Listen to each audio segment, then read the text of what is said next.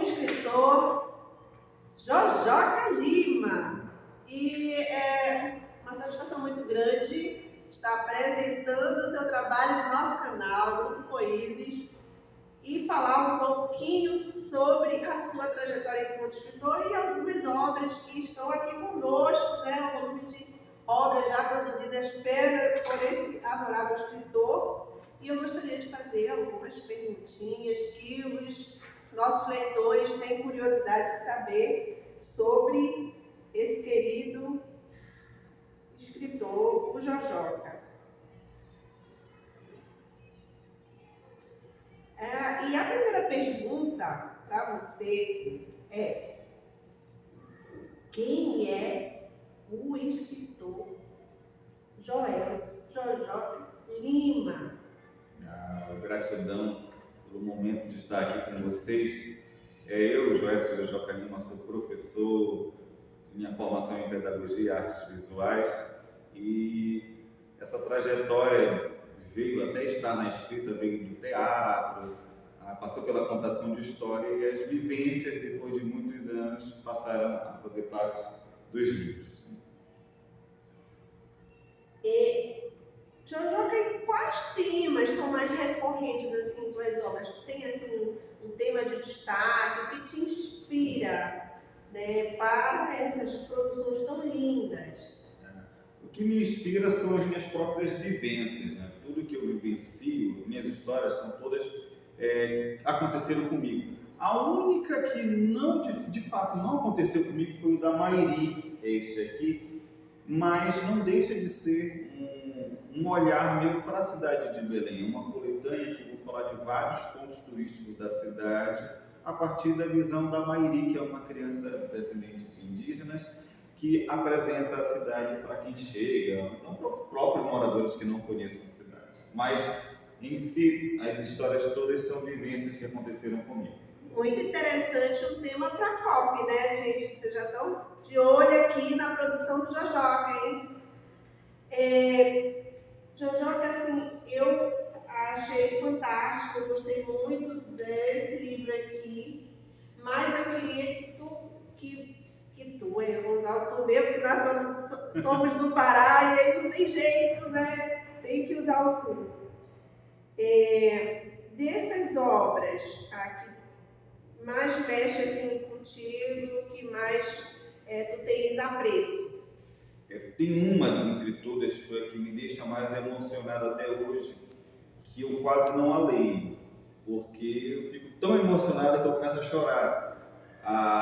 É uma que eu falo sobre os meus avós, que é essa daqui, O Dia que eu Encontrei o Sorriso da Vovó, que é quando ela aconteceu de fato comigo, né? E quando eu a escrevi, nós estávamos numa situação bem delicada, pandêmica, né? Eu tinha acabado de dar uma aula para os alunos e quando terminou a história, eu falei, poxa, eu queria homenagear os meus avós numa história. Aí foi quando eu escrevi, e quando eu acabei de escrever a história, eu desabei em lágrimas, porque eu fui rememorar a história dos meus avós, que já faleceram há mais de quase 30 anos, né? E essa história ela foi sendo rememorada, incrementei um pouquinho mais, e quando eu peguei o livro, eu lembro que eu fui à editora Pacatatu, e a única reação que eu tive quando o Armando e a Sandra me mostraram o livro foi de começar a chorar e dar um abraço neles. E eles falaram, tu está muito feliz? Eu falei, tô, eu consegui, enfim, fazer um livro que homenageasse os meus avós. Só um parente para quem não conhece, são os diretores da Pacatatu de quem ele está se referindo, tá bom? Porque a interação do escritor com os seus diretores de editoras, de livraria, e tem essa proximidade, né? Enfim.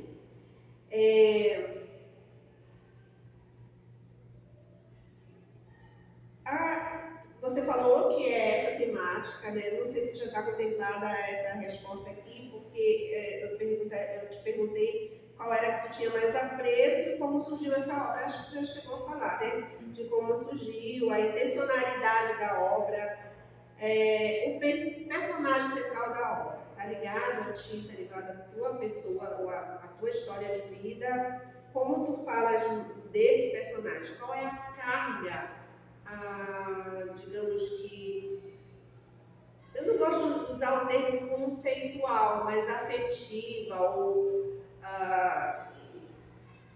instrutiva, educativa. Vamos tirar o instrutiva de lado, né? Porque o instrutivo é muito tecnicista. Vamos colocar a carga educativa que tu trazes com o livro. Vou pegar aqui, tá?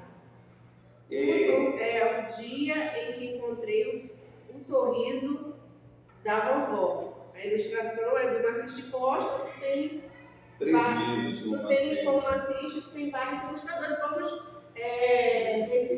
citar aqui os esse daqui, da Mina Colorida do Papel Crepom, foi o José Santana. Este aqui, a Franci Botelho, que ilustrou a Mina Colorida, é o 4º livro da Mina Colorida. E estes 3 aqui, o Massiste. Aquele primeiro lá, aqui, menor, não teve ilustrações, teve algumas fotografias, porque já foi um trabalho mais acadêmico. Né?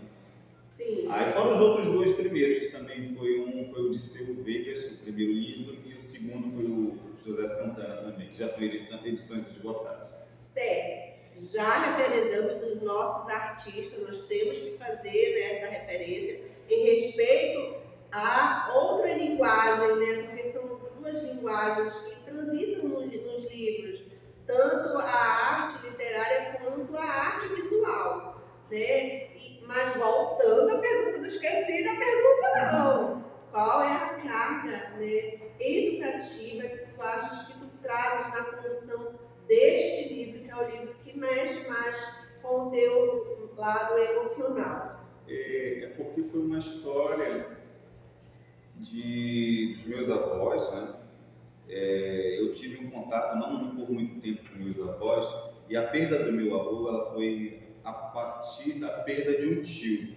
Então foi um intervalo muito pequeno de 20 dias que eu perdi um tio e depois o meu avô, 4 anos depois a minha avó.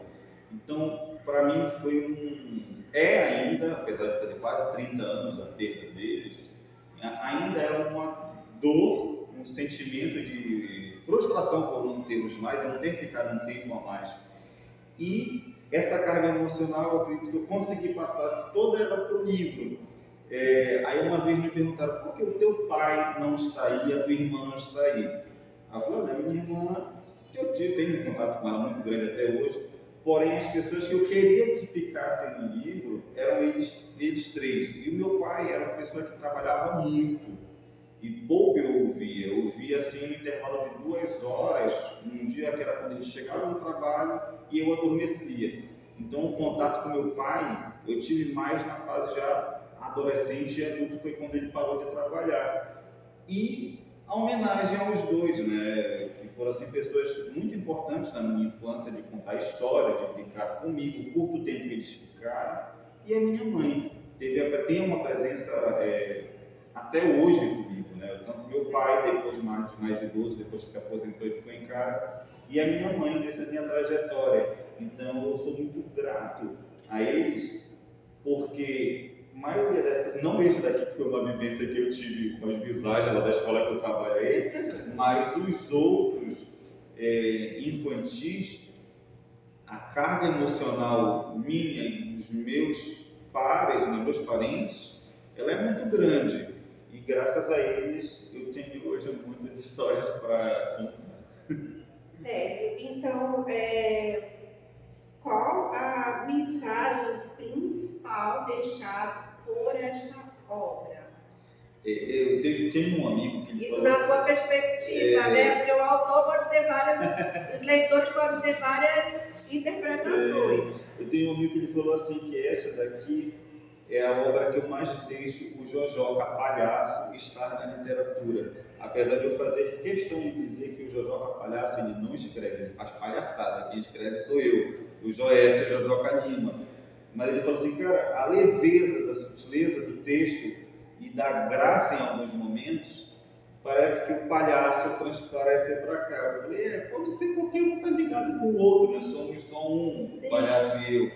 E eu acaba vindo para cá toda essa carga emocional devido a essa importância dos avós em nossas vidas. Sim, com certeza.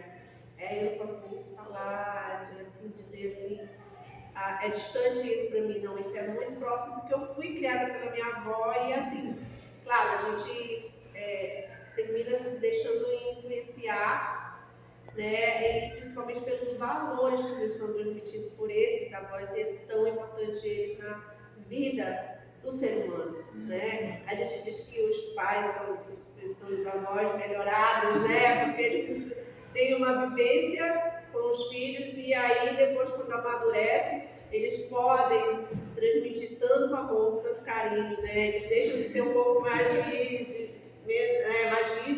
passam a ser menos rígido com os seus netos. Eles têm uma outra oportunidade de reeducar e educar seus filhos. Então, foi muito interessante. E aí vem uma outra pergunta, que é uma pergunta final para a gente encerrar essa conversa agora à tarde, nesse clima agradável que está hoje, né, Belém, né, Amazônia, estamos na Amazônia. Qual o teu próximo livro? Já tem aí algo engatilhado, assim, pensado para 2024? Já. Tem um adulto que deve vir, foi no edital que eu participei da editora Folheando. Deve vir um outro que eu escrevi quando eu vi uma amiga tocando flauta. Eu falei, não, isso dá uma história de uma flautista e um palhaço. Sim, e aí esse é o título da história. E talvez, quase que certeza, devo vir a segunda história da Mairi, que é falando da fundação da cidade de Belém. Ai, bacana. A gente quer te convidar também para um outro momento que o grupo vai sempre estar em alguns espaços, né, fazendo contação de história, fazendo ação social também no bairro do Tapanã, vamos estar iniciando um trabalho de ação social com crianças carentes do bairro, e que é um trabalho de voluntariado mesmo nosso. A gente conta com alguns colaboradores. A gente quer fazer também uma feirinha, né, literária no bairro, para que esses nossos colaboradores também, né, potencializem as suas obras dentro da perspectiva de dar a conhecer a comunidade mais carente, a bairros periféricos, né? A gente sai da nossa zona de conforto e vai para todos os ambientes. Eu acho que o papel da educação é esse, é estar e entrar em vários ambientes que sejam de caráter cultural, que sejam de caráter educacional, que sejam de caráter social. Então, assim, te agradeço imensamente tu estar conosco, compartilhando, né, as tuas obras, e a gente espera que ela ganhe o mundo, né, que os escritores amazônicos deixem dessa perspectiva amazônica. Nós somos escritores do mundo, eu também escrevo e eu sei quanto é difícil o trabalho do escritor, e difícil no sentido não de produzir, mas também de fazer, né, divulgado, do próprio apoio político e cultural no seu estado. Então, estamos abertos, né, aos convites, apresentando um escritor renomado, né, de diversas áreas, né, a gente diz assim, diversas áreas, porque ele atua na palhaçaria, das artes cênicas, das artes visuais, pedagogo. Então, vamos conhecer a obra de Jojoca. Muito obrigada, querida. Obrigado. Boa tarde.